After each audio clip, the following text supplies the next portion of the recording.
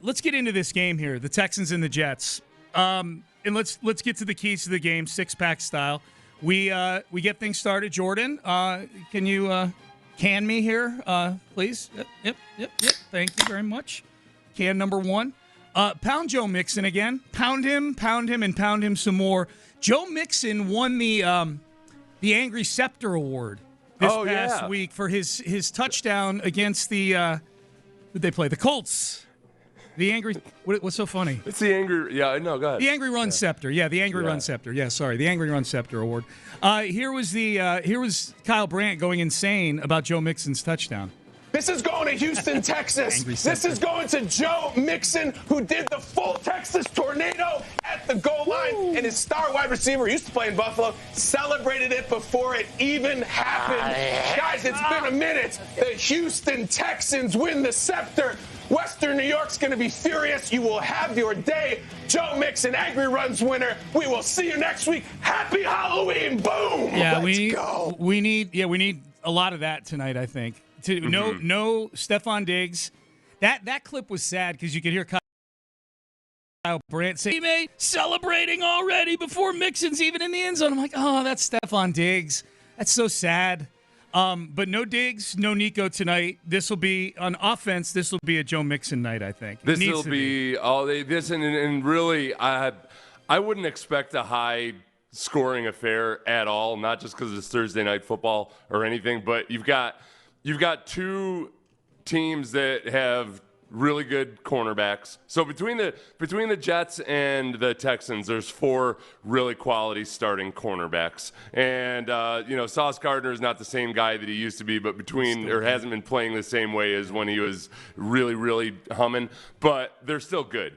Yeah. And you've got two passing attacks in the Jets and the Texans that have struggled. Now the Jets don't have Stephon Diggs, or at least they've struggled according to expectations. So I think a lot of this does come down to line play, the pass rush, and then especially the running backs themselves. And Joe Mixon's he's got that ability to break the game for you with some big plays, but also churn yardage. Yeah. And Breece Hall hasn't been quite the same. He's just he's not exactly what he needs to be for what the Jets are right now. Dude, Mixon, even Mixon, like the little swing pass they threw to him early in the Colts game, where they put him out in space and he's one-on-one with, I don't know, he's one-on-one with a linebacker or a corner or whatever. I don't know if he's one-on-one with a linebacker who he's quicker than or a corner who's making business decisions. But just Joe Mixon's ability to make, for a guy that runs with that much power is, I mean, like that was a play, like, They throw it to most of the running backs the Texans have had catching passes the last few years. They throw it to him, and he runs right into contact, whoever it is, and gets tackled for a 3-yard gain. Mixon gets a 9-yard gain out of that because he's so quick.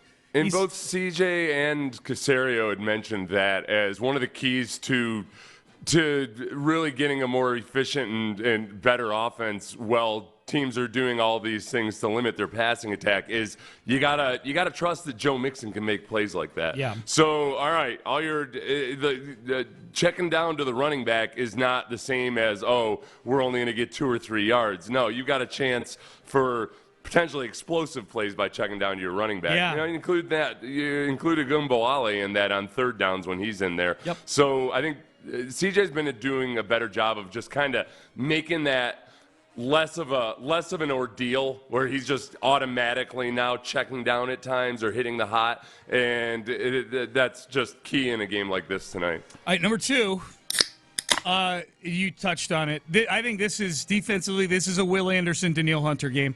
Texans pass rush against a decrepit version of Aaron Rodgers that can't move nearly as well as the Green Bay version of Aaron Rodgers, and this is not a very good Jets offensive line. Tyron Smith, their left tackle, is not what he used to be. Here's Aaron Rodgers yesterday on that edge rushing duo of Will Anderson and Danielle Hunter. Yeah, I'm going to have to move around a little bit. with great pass rushers. They're not the only ones. They get a good push in the middle.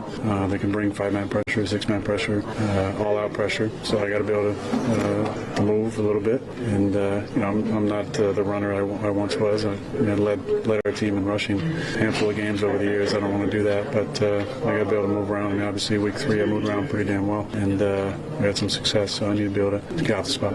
You can't do that anymore.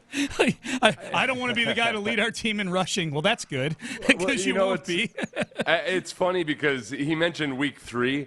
That was a Patriots game, and the Patriots are really the only time the Texans have, or the Jets have looked like the offense that you want to look. When you remove them from the Patriots game, it's a whole different deal. So that was the first time. They played them twice already. So that was the first time they played the Patriots? Yeah, they've owned the Patriots. Yeah. They've owned the Patriots. No, they haven't. They lost last week. Aaron Rodgers has looked like semi-competent versus the Patriots. Yeah. Except for, they actually looked really incompetent in the second round versus the Patriots. But, Yeah. So I think, Seth, overall, this is a game that the Texans are going to win on defense, and if they're going to win it on defense, they're going to win it up front. To your point, this is a game that will be won in the trenches, and I think it's a Danielle Hunter, Will Anderson game. Number 3, kicking game. Texans have a big advantage in the kicking game here. Ka'imi Fairbairn's been the best kicker in football all season long. He's been reliable from 59 yards in big situations, clutch situations. The Jets put Zerline on IR, which is bad news for the Texans because he has stunk this year. He's been awful, and I don't know who their starting kicker is going to be. They tried out about 6 of them earlier this week. They signed 2 of them to the practice squad, including Spencer Schrader, who was the Notre Dame kicker last year, who's got a big leg but not a very accurate leg.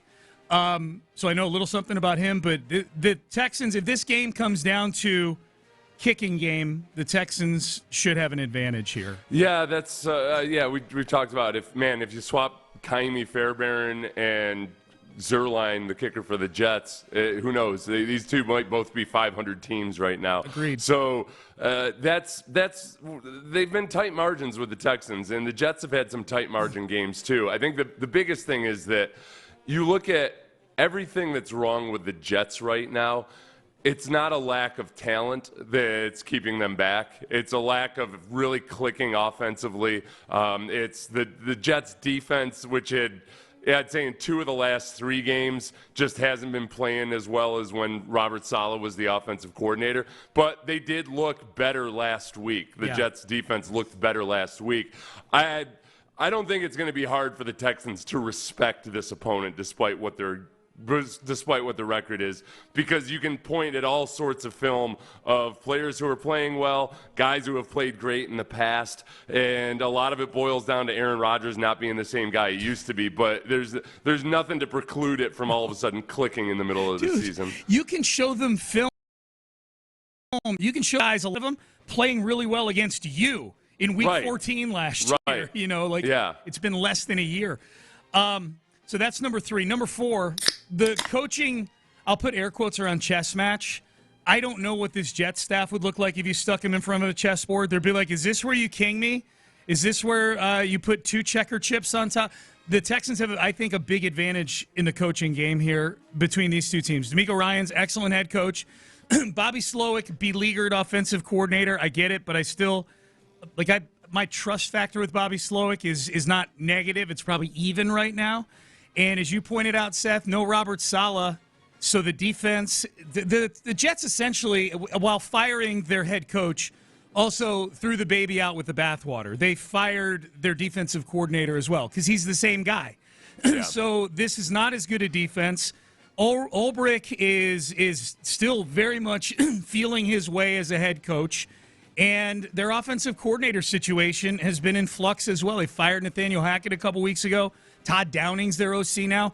This should be a game where the Texans have an advantage with the coach-on-coach matchup here. And my big request to Bobby Slowick is, let's get a touchdown in the second half of a football game. Let's do that. Can we do that? Yeah, can you? Well, and again, it's even against bad defenses, good defense, it doesn't matter. The Texans' offense has really struggled to move the ball and to score in the second half. Yes. And you look at this Jets defense. The Texans are number 1 in opponent completion percentage, 56%. Got to be by a mile, I would imagine. Well, the Jets are number 2 with about 60% Okay. completion percentage. So the defensive backs, despite Sauce Gardner's missed tackles, everything else, they're 11th in total passer rating for the opponents. So like they've done some good things in the pass defense, and they can very much, just like other mid to lesser defenses have limited the passing defense in the second half. There's just absolutely nothing about this game where the Texans should take this lightly. Whether Saleh or Ulbrich is the defensive coordinator, they've got very real talent, including Quinnen Williams, obviously. Yep. Number 5. Speaking of Quinnen Williams, number 5 key, protect C.J. Stroud.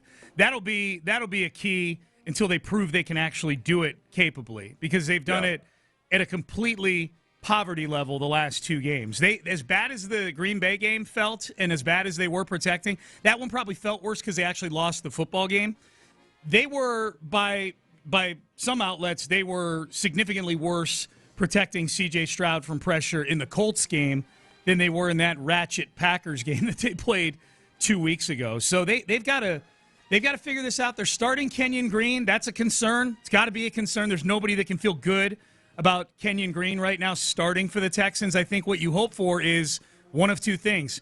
Kenyon Green, the light goes on, or that the Texans have a literally like a 1-series rope for Kenyon Green. Like, okay, this looks like the first half of the Colts game. We can't do, not on this turf. We can't. Yeah, and I think if Patterson were not concussed, I think Patterson would 100% be starting. I agree. The hesitancy to put Kendrick Green back in last week was weird, but I think some of it is them stuck trying to figure out, like, okay, we like Kenyon Green's upside. We've got to give him some time to develop. So we'll give him one more go. And I would say Kenyon Green was better after he was reinserted, but some of that was because of some of the play calling. And I don't feel like he was substantially better just because he didn't let up a sack afterwards or something. He still had some pretty rough snaps. And the other big thing to watch from the pass rush, aside from Quinnen Williams, is that right now, Sean, if you're worried about individual accolades, Will McDonald for the Jets is second in the league with sacks with 8. Yeah. Will Anderson's tied for third with 7.5 sacks. Yeah, McDonald's having a good year, man. He's having a good year. Will Anderson's tied with Aiden Hutchinson, so he can do no better than remain tied with Aiden Hutchinson or surpass him this evening. If we're still saying Will Anderson is tied with Aiden Hutchinson in a few weeks, because Hutchinson's number ain't moving. Will's having a good year. Yeah, McDonald he's a good young player, man, no doubt. All right, my prediction. Last can. And you'll give your prediction later in the show, Seth, as always. I think it's going to be a low-scoring game. I think it's going to be a field goal game. I think Texans 19, Jets 17. I think the Texans are going to have trouble just getting into the end zone. I think Kymie Fairbairn's going to kick a bunch of field goals in this game. And I think that's tonight.